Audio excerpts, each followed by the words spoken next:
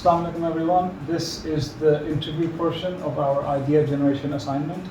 I will be interviewing Mudassar Ahmed Rathore, and so let's start the interview. So first of all, I would like to ask about your story of origin and how you came up with your idea for the business that you run. Oh, we started back in 1999 when I joined Line Technology. Line Technology was a US-based company, and at that time Mr. Ziad Chishti was the CEO of the company. He's half Pakistan, half American. So he decided to bring the back-end of operation of Line Technology to Pakistan, and that's from where it all. So aligner is basically a plastic appliance. You wear that appliance on your teeth, and once worn on the teeth, it becomes invisible. So the person you are talking to cannot recognize that you are going through an orthodontic treatment. Unlike wires and brackets, once you wear wires and brackets, people can visually see that you are going through an orthodontic treatment. But with aligners, it's a plastic appliance, it's a transparent appliance. Once you wear it on your teeth, people cannot recognize that you are going through a treatment. So this is the place where they work. Let's have a walk over the building they are working in. So this is the first level where the employees are at initial level of making the aligners 3D model. As you can see, the pool of employees are sitting here.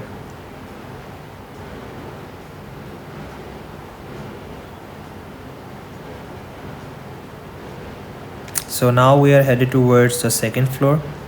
It's also a working space, but at this level, they are filling it with color, which is a second step for 3D modeling.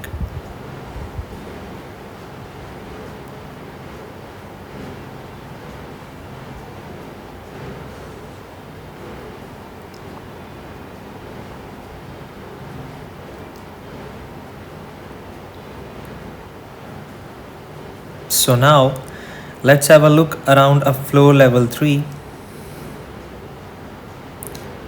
So this is the place where they test rendering, and also it's the final stage for 3D modeling.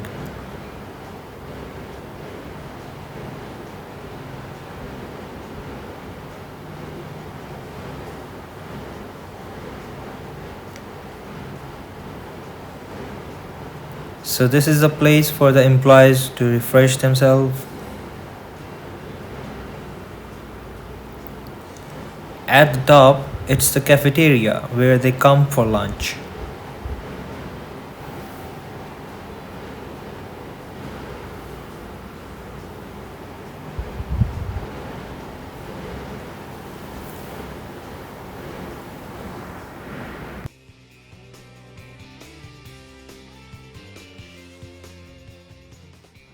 Okay, so what were your initial funding requirements when you started the business, and how has that changed over time? So initially, as I've said, it was a very small operation. We started with 5 people, but the kind of hardware that is required to run these 3D softwares is very expensive. So we had to acquire those systems, and then the software that is required to carry out this digital treatment was extremely expensive at that time. So we had to buy that software as well. Those were the two major investments that we had to do. But the other one was more into the side of the infrastructure. We needed to have a very good bandwidth connection, a high-speed internet connection, so that we can easily transfer data, 3D data, which is a very high volume data, to the US, and then get the data from them as well. So other part of investments were in more of an infrastructure that we had, because since we had to run the operation 24 hours, so things like generators in order to support the electricity and a high bandwidth connection, those were the major areas that required heavy investment. Over a period of time, I would say that internet has become a lot more cheaper now. I mean, I remember the time back in 1999 when we started Line Technology, we did not have a single high bandwidth connection available in Lahore. And we had to write the CDs and send data to Islamabad, and then get the data transferred from Islamabad to US, and then download data from their in Islamabad office, and then get that data to the Lahore office. So that's how, I mean, right now you have pretty much everyone owns a high bandwidth connection now. back in that time, we only used to have the dial-up connection available in the hall. Okay, so tell us about your team and how did you find the people with the right set of skills, and do you currently have people who you trust to be very skillful in their domains? So the kind of work we do, aligning teeth, it's not the kind of work that is readily available in the market, or not many other companies doing it. So there aren't many people available in the market. So we have to hire the people and then train them for like 6 months before they can become any productive for us. And normally, since we are being considered as a good paymaster, so people who join us normally stay with us. And just to give you an example, there are people currently working with us who used to work with us back in 1999 at the time of Align. So it's been 23 years, and there's a big pool of people that are still associated with us and still working with us. But since our work is very unique, so there is no readily people available in the market. We have to hire them and then train them, and then we try and retain them as long as possible. Okay, so how did you choose so I guess you wouldn't call them a supplier, but the people that you are doing this work for? So currently you're only doing it for one company because they bought you. Yeah. Initially, like from the start, how did you make these connections of doing this work for these companies? So as I said, at the time when we worked for Align for like 3 years, and then for OrthoClear, a few other companies in the same field. So people knew us. People knew that these are the people who can deliver. As I've said, this is a very unique work. There aren't many people. At that time, there weren't any people in the world who could do this kind of work. So people knew that these are the people who can find the right people to do the job.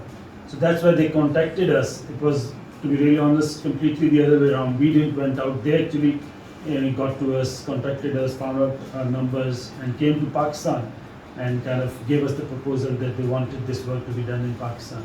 So in our case, we were lucky enough that it worked the other way around.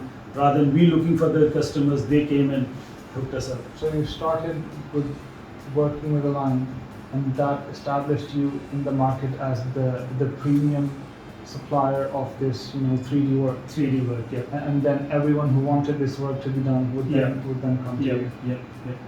Gotcha. Okay, so what is your biggest risk in the business that you're running right now, and what are the problems that you're facing? So I would say the biggest risk is that since we only work with one company, so it's not like we have multiple clients. So if one client goes away, there are other clients available. It's not like that. We just have one client. I think that is I would say, the biggest risk. But a company like Straumann, which is a multinational company and it's a big company, so now being associated with Straumann obviously does provide a certain security that we feel that it's going to stay for long in Pakistan. And since now they own the company in Pakistan, so we totally believe that they are committed to Pakistan and they're going to stay in Pakistan. So, but still, the risk is that we only have one client or one customer that we provide services to. In the unlikely scenario that Straumann were to cut ties with you, wouldn't you have other companies that also want these 3D services? Yeah, I mean, I think back in 2019 when Straumann decided to buy us, these were the two options that we pretty much put on the table when we were discussing with Straumann the acquisition process, that we said to them that either you acquire us or you allow us to service other customers. And they decided that they weren't going to allow us to serve other customers. They decided to buy us.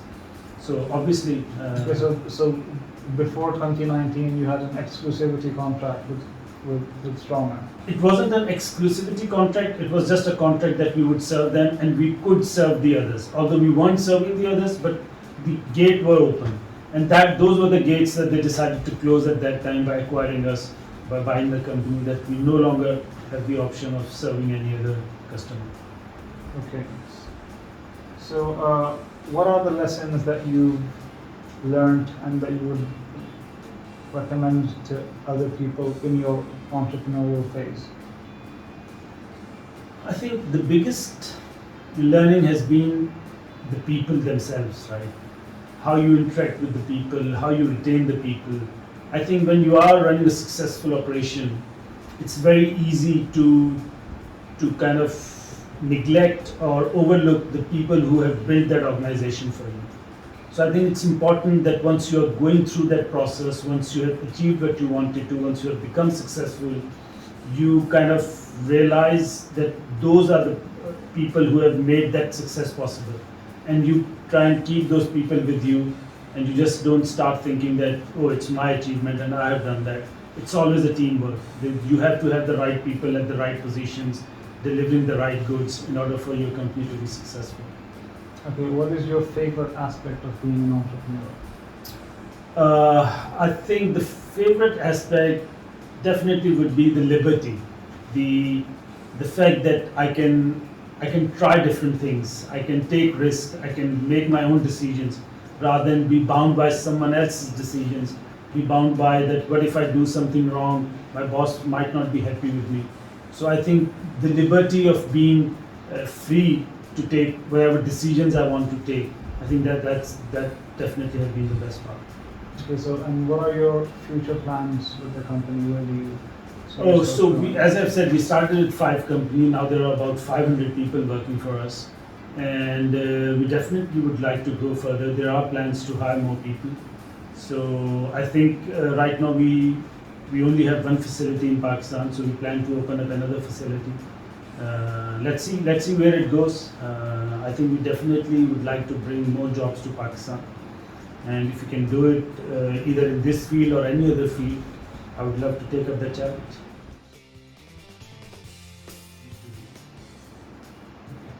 So to sort of sum it all up, what do you think is how to word this properly? If you had to give like one bit of advice to graduates who are trying to come up with new ideas, who are trying to become an entrepreneur, who are trying to remove themselves from the status quo, who are trying to be different, what recommendation would you give them to get them off the ground, to get them running? I think my advice to them would be that never be afraid to try new things. Try and take some risk. You are not going to be successful by just following the path of the others who have already done things previously. Try and come up with your own ideas. Try and think with your own mind that how can you, what kind of ideas do you have that can work in the market. Try and take some risk. Try and be innovative with your ideas. I think that is the kind of nature that is required from an entrepreneur, that he has to think differently. He should be ready to take some risk. He should be someone who could see how the future is going to unfold, and he can plan for that right now. So that my advice would be for the younger entrepreneurs. Just ready to take the risk, try different things. Don't be afraid of trying new things. Take the challenges, try and deliver, and I think that's the recipe for success. All right. Okay. Thank you so much for your interview. Thank I you. really enjoyed it, and inshallah we'll try to make this into a good sort of. We're gonna spice this into a documentary sort of thing, and we're gonna try to make it into an interesting showcase of your company. Thank you. Thanks. Thank you.